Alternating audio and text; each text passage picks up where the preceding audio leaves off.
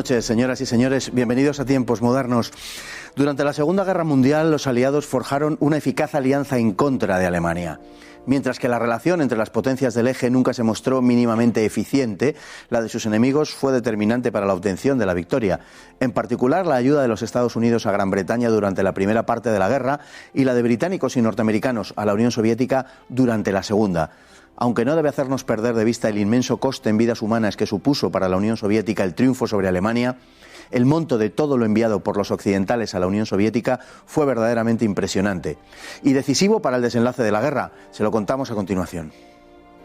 Una de las razones esenciales de la victoria sobre la Alemania nazi fue la efectividad de la colaboración entre los aliados. Mientras el bando del eje era incapaz siquiera de coordinar una estrategia común mínimamente coherente, reaccionando apresuradamente ante situaciones que no controlaba, muchas veces inesperadas.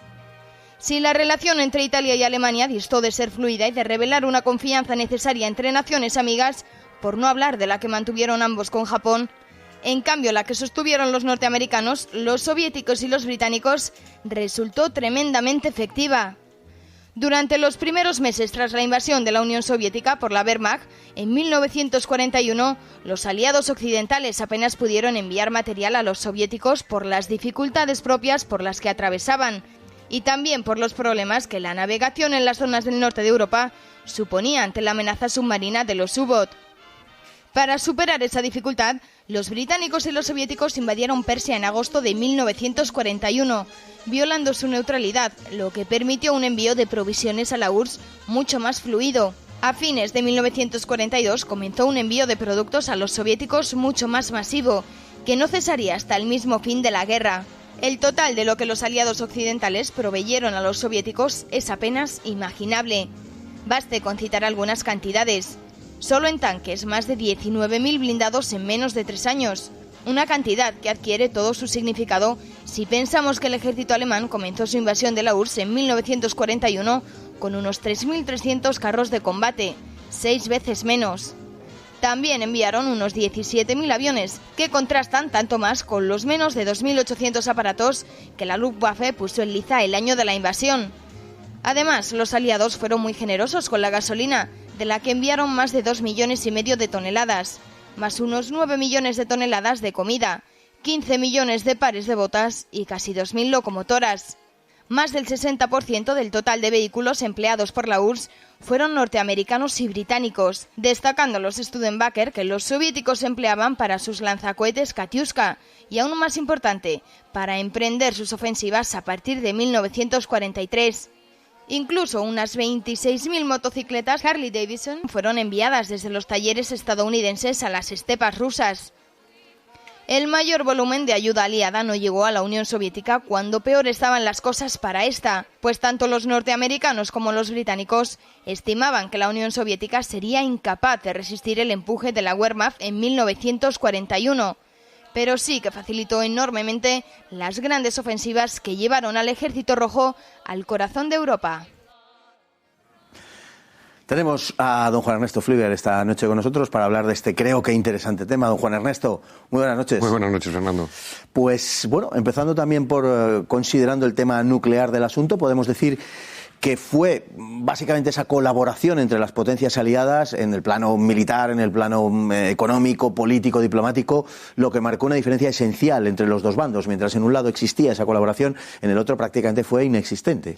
Sí, está claro que toda la planificación de la guerra se lleva en función de una serie de grandes conferencias, ¿no? Casablanca, Teherán, Potsdam, Yalta. Es verdad que el control de esas conferencias empieza siendo claramente protagonizado primero por Churchill y después, una vez que entra a Estados Unidos, por Churchill y por Roosevelt, pero el cambio de Churchill por Attlee y de Roosevelt por Truman hace que Stalin pueda sacar grandes beneficios, sobre todo a partir de finales del año 44, ¿no? Él da la vuelta a los planteamientos de las cumbres anteriores.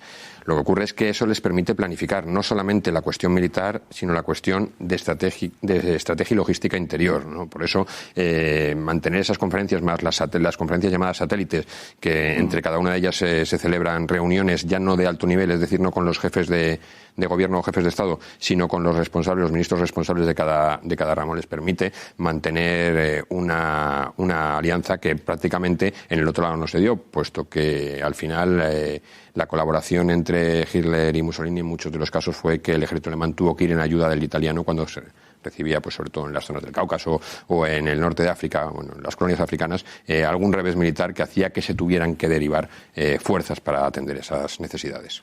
O en los Balcanes, en numerosas ocasiones, ciertamente. Bueno, no podemos perder de vista una cosa que yo creo que conviene decir para enmarcar toda esta historia, que realmente es importante. La Segunda Guerra Mundial la gana el bando aliado esencialmente debido a la victoria, al sacrificio de la Unión Soviética.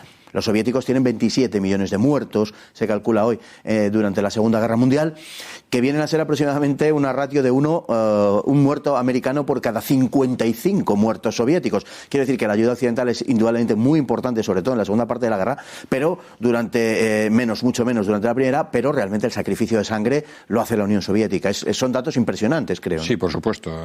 Hay un primer periodo de la guerra, que son las primeras ofensivas alemanas, en las que prácticamente Inglaterra se queda sola aguantando el embate de la aviación y de los bombardeos alemanes, y ahí Estados Unidos prácticamente, salvo unas ayudas económicas, no hace absolutamente nada. Cuando Alemania invade la Unión Soviética, lleva 6 meses aguantando Gran Bretaña sola el peso de la guerra.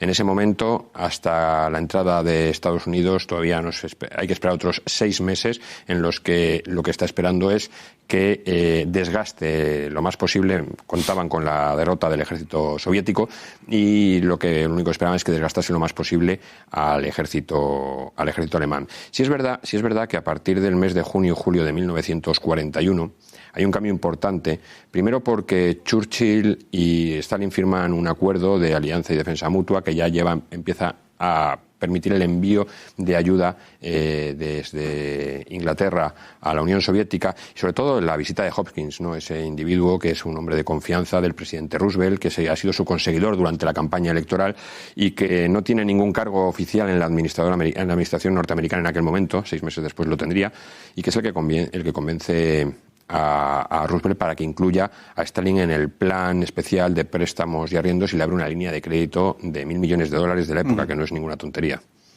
Bueno, y por esa razón, por esa desconfianza que había en la capacidad de la Unión Soviética de soportar la embestida alemana, en 1941 y en 1942, cuando se reanuda la ofensiva en el Frente Sur con la Operación Azul en el verano del 42, se sigue desconfiando enormemente que la Unión Soviética pueda resistir. No obstante, cuando se ve tras Stalingrado que sí resiste, la ayuda militar se incrementa exponencialmente. Podemos decir que la Unión Soviética no resiste gracias a la ayuda norteamericana y británica, pero que sí es capaz de montar las grandes ofensivas, sobre todo móviles, a partir del finales de verano de 1943, ahí sí gracias a los aliados. Sí, las contraofensivas soviéticas solo son posibles gracias a cuando empieza a llegar a finales del año 42, sobre todo las grandes cantidades de material, sobre todo el material móvil, ¿no? Que les permite. Hay que pensar que cuando acaba la guerra en el 45, el 60% del material bélico que usa el ejército soviético es norteamericano o inglés. Por lo tanto, hasta ese momento habían contado con algo menos del 40% de capacidad ofensiva y, por lo tanto, se habían limitado a su capacidad defensiva, ¿no? Entonces, el giro en la concepción tanto de Churchill como de Roosevelt es claro. Es decir, ha aguantado. Ahora toca el momento de que, como nosotros tenemos que atacar por el oeste, ellos desde el este tenemos que facilitarle las ofensivas. Y de esa manera empiezan la llegada masiva. Hasta ese momento se había limitado prácticamente a ayuda, vamos a llamarla humanitaria, aunque no es humanitaria, es decir, a alimentos, botas. Estamos hablando de 3.800.000 pares de botas, que no es ninguna tontería. O sea, la población rusa sobrevive en gran medida gracias a eso. Estamos hablando de que de los 40 millones de toneladas aproximadamente de ayuda americana que llega a los países aliados, 17 millones, es decir, casi la mitad de ella, van a parar a la Unión Soviética. Sí, y la mayor parte de ella llega a partir de la segunda mitad del año 42, sobre todo. Es abrumador, desde luego, pensar en esos 19.000 blindados, por ejemplo, que eran 6 veces la cantidad de tanques que los alemanes habían empleado en la Operación Barbarroja, ¿no? O los 17.000 aviones, desde luego, son cantidades absolutamente asombrosas. Más luego, cuestiones como emisoras de radio, locomotoras, casi 2.000, que permitió que la Unión Soviética no construyera ninguna locomotora prácticamente en toda la guerra, o 50, 60, 70, algo así. En fin, el alambre de espino, etcétera. Y una cosa curiosa, por cierto, que era aquellos huevos en polvo que enviaban a la Unión Soviética, que hacía que los soviéticos se refirieran a ellos como los huevos de Roosevelt, porque era el único aporte en testosterona de los norteamericanos en la guerra hasta el año 44, más o menos. Hasta prácticamente el desembarco de Normandía. Eso no hay otra aportación similar. A mí lo que más me llama la atención de toda esta ayuda es la cuestión de que una de las grandes aportaciones de Estados Unidos a la Unión Soviética es el petróleo. Cuando Rusia en aquel momento ya es un país fundamental en la extracción de petróleo, es decir, como todavía no se habían hecho las grandes extracciones en la zona del Golfo Pérsico, estamos hablando de que la Unión Soviética es, después de Estados Unidos, el segundo productor mundial de petróleo, y sin embargo Estados Unidos, en lugar de intercambiar por combustible, que es lo que le hubiera venido bien, porque no daba abasto su producción para abastecer, siguen suministrando cualquier tipo de material que pida Stalin. Esto ¿qué nos lleva a pensar? Pues que esas alianzas trazadas en los congresos, en las conferencias que hemos citado antes, estaban claramente manejadas por Stalin, y que fue capaz de manipular o ganarse los apoyos de todas estas potencias occidentales que supuestamente defendían la democracia, cuando realmente la Unión Soviética era el régimen dictatorial más brutal y absoluto que había en el momento. Bueno, la verdad es que la estrategia norteamericana consistió siempre en cambiar dólares por sangre. Al principio, durante 1940 y 41, lo hicieron con los británicos. Básicamente, Roosevelt lo que quería era sostener a Churchill para que no se cerrase el frente de Alemania, digamos, por un lado. Y luego hicieron exactamente lo mismo con los soviéticos. Enviaron una gran cantidad de material de guerra, indudablemente, y de otro tipo. Pero, básicamente los que estaban dando su sangre y los que morían eran los soviéticos. Quiero decir que ese es el despliegue de la estrategia norteamericana. En definitiva, ellos intervienen en el último momento en Normandía, como quien dice, y hay un par de operaciones indudablemente menores si las comparamos con el escenario del este, que son la Operación Torch y el desembarco en Italia, ¿no? O los desembarcos en Italia. Sí, la técnica norteamericana fue clara. Es lo mismo que ocurre en la Primera Guerra Mundial, realmente. Es dejar que el viejo continente se dé sangre, en primer lugar, fomentar un endeudamiento brutal con la banca norteamericana y con los grandes propietarios norteamericanos, que son los que dan liquidez al sistema de empréstitos que crean en las dos guerras. Funcionan exactamente igual, y una vez que tienen garantizado que durante los 10-15 años posteriores la reconstrucción va a correr a cargo de Estados Unidos, con la devolución de esos préstamos, y ellos van a volver a consolidarse como la primera potencia, en ese momento empiezan a hacer para que se gane la guerra, y en ese momento es cuando empiezan a mandar tropas físicamente. Y a partir de ahí, pues los soviéticos invaden Europa Oriental en los Studebaker americanos, y en fin, ya sabemos lo que pasó después. Los aliados de hoy son los enemigos de mañana. Muchísimas gracias, don Juan Ernesto Flügger. Esperamos contar con usted, es siempre un verdadero placer, usted lo sabe, y a todos ustedes también es un placer tenerles ahí cada noche. Muy buenas noches y hasta mañana, si Dios quiere.